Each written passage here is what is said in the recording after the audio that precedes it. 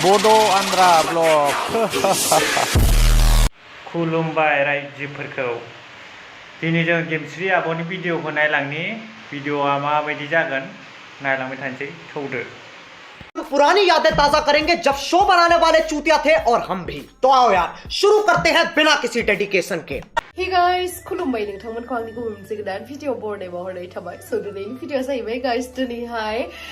दाख्लै जे लख्रानि राज मेलायावहाय जोङो दाउ खेलानिफ्राय दाउ मासे आरो हांसो माथाम मोनबोदोंमोन बेखौहाय दिनैहाय जागोन आरोना ओमफ्राय माखासेखौथ' जानो हाला माखासेखौहाय दखानिनोनो फानबोबाय जोङो माथो खालामबावनो बेयावथ' मानसियानो गैया जानो थाखाय बेनि थाखायनो आरोना ओमफ्राय बेसेथो जाख'नो हानाय नङा होमबा जाखिनि हायो बेखौ जानोसै ओमफ्राय नोंथांमोनाबो फैनो गोसोबा फैनो हागोन फै चल ए गाड़ी स्टार्ट कर चल हम फर्स्ट स्टार्ट हम फर्स्ट गाड़ी चला So नोंथांमोना जुदि आंनि भिडिअखौ नायनो इन्टारेस्टेडब्ला नायलांबाय थादो ना मा होनो थ' बिदिब्ला आंनि भिडिअखौ स्टार्ट खालामनोसै चलो पुरानी यादें ताजा करेंगे जब शो बनाने वाले चूतिया थे और हम भी तो आओ यार शुरू करते हैं बिना किसी डेडिकेशन के लोगोसे नोंथांमोनाबो फैदो हांसो बेदरखौ संनानै जानोसै आरो दाउखौ So guys नै मैयानि मोननाय हांसो बेदरा गोदानानै लाबोबाय देग्लाया दा बावैसो ओमफ्राय नै बियो जाहैबाय दाउआ आयै बिराद हेपिलै मोनजामारसिगोन दिनै मेलानि दाउखौ So नै गाइस जोङो दायो नैबे जितु खेलायाव मोननाय हांसोआ नैबेखौहाय दायो एवनो नागिरदों आरोना बिराद बरियासे नै आलु हागासिनो हांसोआवहाय होनो थाखाय गोथाव जानांगौ ना आनै ओमफ्राय मटर आं एसे गगा मोनदों गाइस दरनै होदोब्रा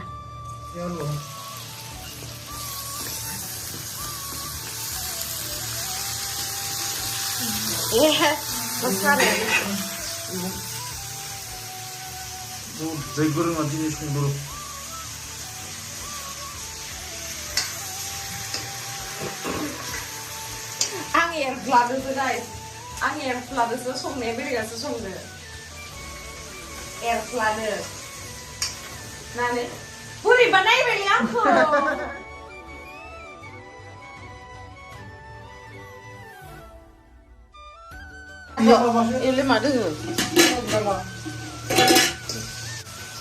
मालाय संनाय खावनायफोरानो आलदा खालै जोंहाथ' बिदि अबाव सङै खावै मोनजाबावनोलै परदेसाव थानानै उफाय गैया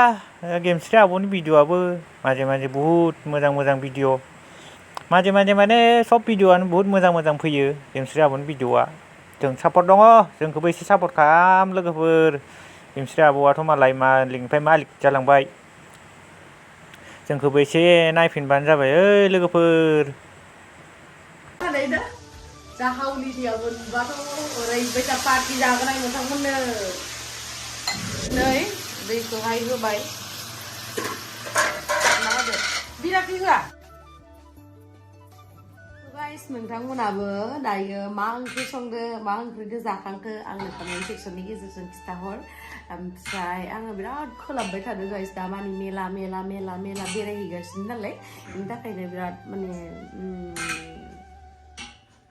खर'खौबो बोरैबा मोनदों माथोआबो एसे सोलायदों ना ओमफ्राय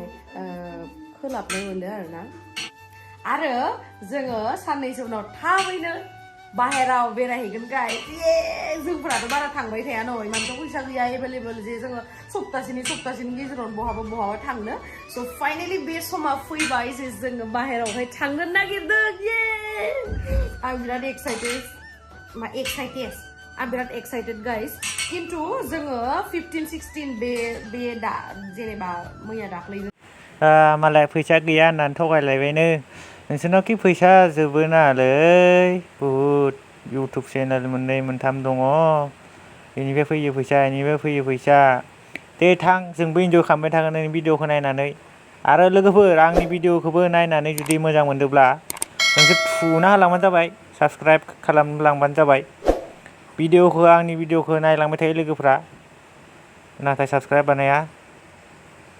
सब्सक्राइब खालामलांदो लोगोफोर। अब तुम लोग गलती से अगर नए हो तो सब्सक्राइब करो, वो जो लाल वाला बटन है उस पर अपने जीजा जी फेंक के मारो या फूफा जी, मुझे नहीं पता, बस क्लिक हो जाना चाहिए। अब मैं भी जा रहा हूं, मुझे